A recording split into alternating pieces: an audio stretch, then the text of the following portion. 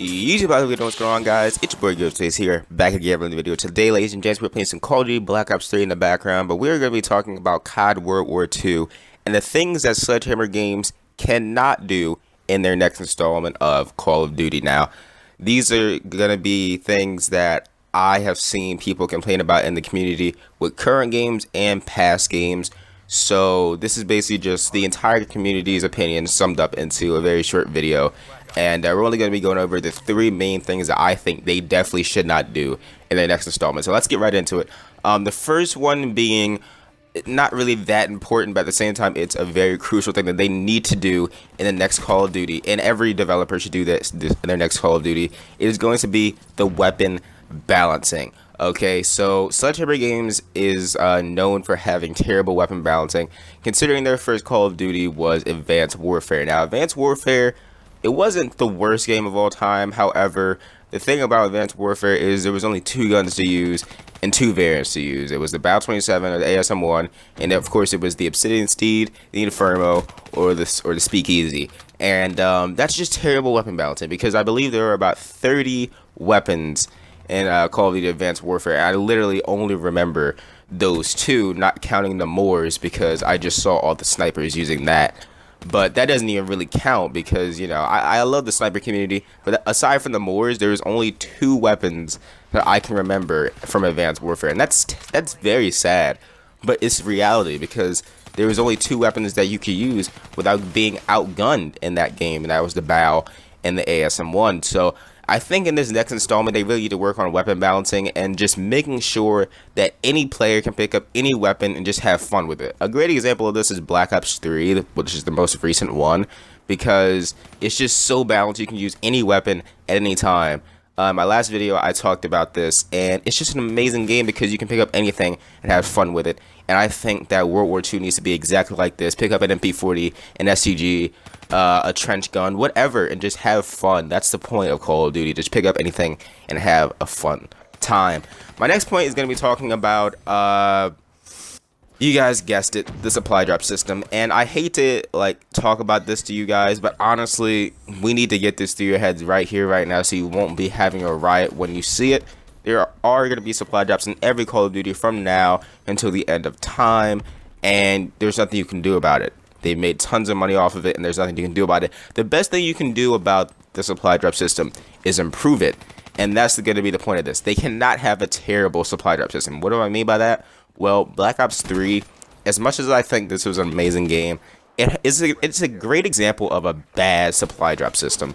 Because the thing about the supply drop system in this game is that all the weapons that you want in this game are only achievable through these crypto keys or COD points. There are no challenges to unlock the FAMAS or the Galil or the brand new AK-74U or the M1911. It's just all COD points and crypto keys. There's no weapon bribes or anything like that unless you haven't done the 75 and 100 wins challenge or whatever.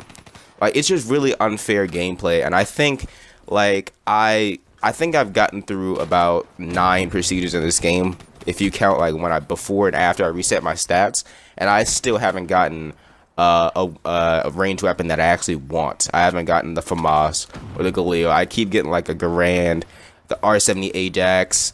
It's just not fair because I put so much time into it, and I see Prestige 2s running around with the FAMAS or the MP40, and I just think it's really unfair gameplay. So I expect them to really be I hate to say it, but I really hope them to be like Infinite Warfare, because Infinite Warfare rewards the players who has the season pass as well as plays their game a lot. There are challenges to unlock the new weapons. The reason why you guys see so many videos about me and Infinite Warfare bringing out all the new weapons is because of the simple fact that it's so easy to get them, and they're not locked behind this big gambling machine like it's in a casino or something. It's so easy to get weapons in Infinite Warfare because you just have to grind to earn them, or if you're a season pass holder, you automatically get them. And I think that is the best supply drop system we have to date, not counting MWR because it's a remaster. But for the most disliked game of all time, I think Infinite Warfare has a really good supply drop system, and if World War II has that supply drop system, I think everybody would be extremely happy if they added in some cool DLC weapons. Now, the next thing, case in point, that we need to talk about is supporting the game and making sure that it's a complete game. This is going to be our last point, wrapping it up here, but having a complete game is just as important as having supply drops and a good supply drop system. And what do I mean by that? Well, it's quite simple actually. Infinite Warfare is a great example of a game that had a great supply drop system, but not a lot of support with the game. Like, they add a lot of game battle stuff for competitive and whatnot, but when it comes to actually supporting the game, having nice updates to glitches, and, well, having a full game at release with leaderboards and emblem editor, like, it just wasn't like that. And that was a really bad first impression for Infinite Warfare, and I think that Infinity Ward truly regrets it. I know they do, because they still get shit talked on it to this day about it, and I just think that's really sucky for them. So if Sledgehammer wants to learn from them, they need to have a complete game that is supported by them.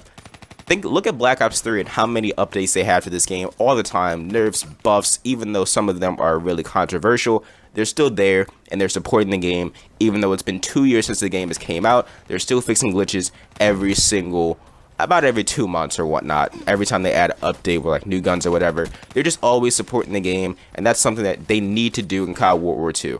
Maybe not to the point of like buffing and nerfing everything, but just supporting the game, letting the players know that they care. So hopefully you guys enjoyed the video. If you did, please sure to smash a like button, subscribe as always. Let me know down in the comment section what you guys think Sledgehammer can't do in their next Call of Duty game. And yeah, with all that out of the way, guys, it's been Wwii here, YouTube. I will see you fucking later.